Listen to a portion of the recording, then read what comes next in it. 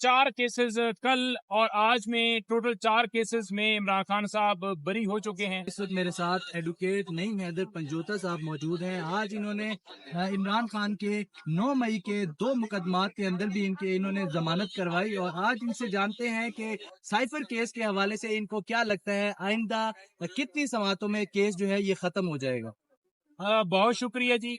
देखें, केसेस की पहले मैं बात करूं तो 4 केसेस कल और आज में टोटल 4 केसेस में इमरान खान साहब बरी हो चुके हैं। वो 4 केसेस लॉन्ग मार्च के हवाले से थे। खान साहब का रोल था कि 109 यानी कि इमरान खान की इमारत के ऊपर ये जलाओ गिराव हुआ, तशद्दुद हुआ, तोड़ फोड़ हुई। तो उन मुकदमात में मैं इमरान खान साहब की तरफ से पेश हुआ, मैंने बरीयत की दरख्वास्त दी और कल दलाइल दिए, जिसमें 2 के ऊपर कल ही फैसला आ गया था, 2 के ऊपर जो फैसला था वो आज आना था।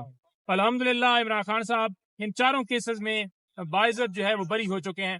इसके साथ साथ आपको ये बताऊं कि ये केसेस का सिलसिला चल पड़ा है, ये सरकार एक्सपोज हो चुकी है। ये केसेस 9 मई के हवाले से भी खान साहब की जब जमानतें कंफर्म हुई हैं तो उनमें यही चीज सामने आई है कि कोई शवाहिद नहीं मिलते जिसकी बुनियाद के ऊपर एक बिहाइंड द बार एक बंदा जेल के अंदर है, एक बंदा पुलिस की हिरासत में है, तो वो कैसे अंदर से कह सकता है, ना उसके पास मोबाइल फोन की एक्सेस है कि वो किसी को कहे कि उस बिल्डिंग के ऊपर हमला करो। तो कोई शवाहिद ना होने की बुनियाद के ऊपर खान साहब की जमानतें जो है कंफर्म हुई। अच्छा पंजोता साहब, तो हमने देखा कि आज आपने जो है वो 2 मुकदमात में जमानत भी करवा ली और अब सुप्रीम कोर्ट ने भी खासे अहम रिमार्क्स दिए हैं। क्या देखते हैं, बर्फ पिघल रही है, अब आहिस्ता आहिस्ता मामला जो है वो बेहतरी की तरफ जा रहे हैं?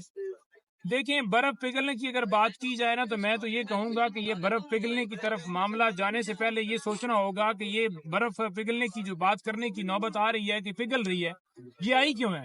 ये केसेस बनाए क्यों गए? ये केसेस झूठे दर्ज किए क्यों गए? इमरान खान को मुख्तलिफ केसेस के अंदर क्यों डाला गया है? 200 के करीब केसेस क्यों बनाए गए हैं? इमरान खान के साथ साथ उसकी पार्टी के ऊपर, हमारे लीडरान के ऊपर, ये मेरे साथ अंसर हरल साहब मौजूद खड़े हैं, इनके ऊपर दर्जनों के हिसाब से एफआईआर दर्ज की गई और 25 ये हमारा वर्कर है, इसके ऊपर जो है वो सलार के ऊपर एफआईआर दर्ज की गई।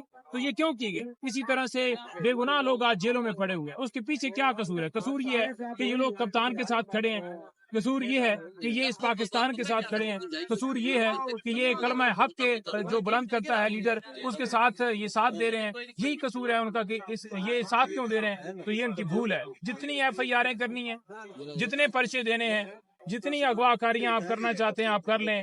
ये जो सिलसिला है ना रुकने वाला है।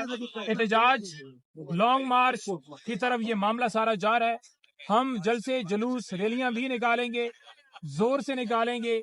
हमारा रास्ता अगर कोई रोकने की कोशिश करेगा तो हम उसका रास्ता आगे से क्लियर करवाएंगे और किसी को हमारे ऊपर बेगुनाह तौर पर, गैर कानूनी तौर पर हम किसी सूरत इजाजत नहीं देंगे और ना ही ये पाकिस्तानी अवाम अब पोछे हथकंडों के सामने कोई रुकने वाली है। इंशाअल्लाह ताला कप्तान जब कॉल देगा करोड़ों की तादाद में लोग निकलेंगे और फिर हमारा पाकिस्तान जो है। अच्छा 30 मार्च को आपने ऑलरेडी जलसा जो है वो अनाउंस किया हुआ है और उसके हवाले से आज जगह के हवाले से शेर अफजल मरवत ने दरख्वास्त भी दायर की थी। उसका भी फैसला यही आया कि उनको ऑर्डर जारी किया गया डीसी साहब को कि 2 दिन में फैसला करें। कहाँ से लोग आएंगे? उसी तरह का लॉन्ग मार्च होगा जिस तरह पहले हुआ था? जलसा किस तरह का होगा? क्या माहौल बनाएंगे? देखें, अगर आप देखें ना तो नून लीग हो, शीन हो या कोई और हो, तो वो आपके सामने है कि जब वो जलसा करते हैं तो क्या वो इजाजत लेते हैं अदालत से? तो जब वो जलसा करते हैं अदालत से इजाजत नहीं लेते और जलसे जहां मर्जी है वो कर दें, तो पाकिस्तान तरीके इंसाफ के ऊपर क्यों पाबंदी है?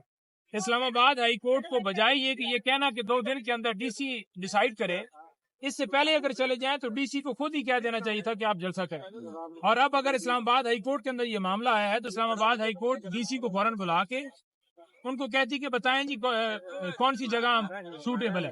वो फौरन अहकामात जारी किए जाते कि उनको जलसे की प्लेस जो है वो डिसाइड करके उनको इजाजत दी जाए। अब दोबारा उन्हें कहा जाए कि आप दरखास्त जहाँ पर जाकर रजू करें, 2 दिन में वो फैसला करें।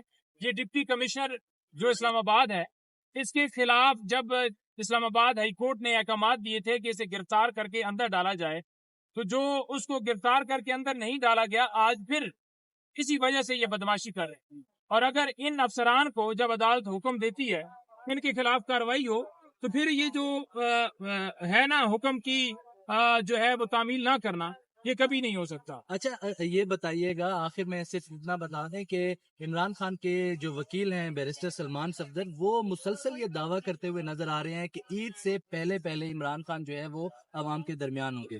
کیا لگ رہا ہے آپ کو؟ دیکھیں وہ کیسز کی نوعیت دیکھ کر رہے ہیں کہ کیسز اس طرح سے ہیں کہ جیسے آرگومنٹس ہو رہے ہیں کہ ان میں کوئی جان نہیں ہے. تمام کیسز کے اندر جو اجرت کے ساتھ فیصلے دیے گئے ہیں آپ کے سامنے سارا معاملہ زیر التوا ہے کہ جب یہ اسلام آباد ہائی کورٹ کے اندر یہ چیز اسلام آباد ہائی کورٹ نے خود یہ کہی کہ یہ رات دن عدالتیں چلتی رہی ہیں. جج صاحبان کو کیا جلدی تھی, کیوں ایسے سزائیں سنائی گئی؟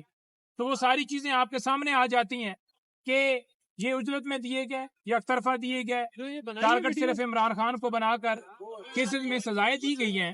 تو یہ کیسز کی نوعیت کو دیکھ کر وہ کہتے ہیں کہ عید سے پہلے آئیں گے. لیکن اگر کیسز کو لٹکایا جائے گا یوں ہی جیسے آج چل رہا ہے تو پھر وہ کیس لٹکتے ہی رہیں گے, پھر کیسے عید سے پہلے آ سکتے ہیں؟ ابھی سائفر کیس آج سے کل, کل سے پرسوں, پرسوں سے ترسوں جا رہا ہے اور توشہ خانہ کیس بھی پینڈنگ ہے.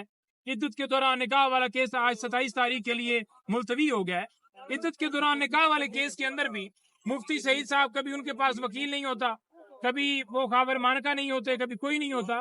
تو کیسز جو ہیں ڈیسائیڈ کریں گے تو تب معاملہ آگے جائے گا اور خان صاحب رہا ہوں گے. 4 کیسز ہیں جن میں خان صاحب کی اس وقت جو ہے گرفتاری ہوئی ہے. یہ چاروں کیسز سے اگر خان صاحب کو رہا کی جاتا ہے تو پھر ایسا کیس بچتا کوئی نہیں ہے جس میں ابھی تک کوئی گرفتاری کی گئی. اس وجہ سے خان سلمان صدر صاحب کہہ رہے ہیں. بہت شکریہ.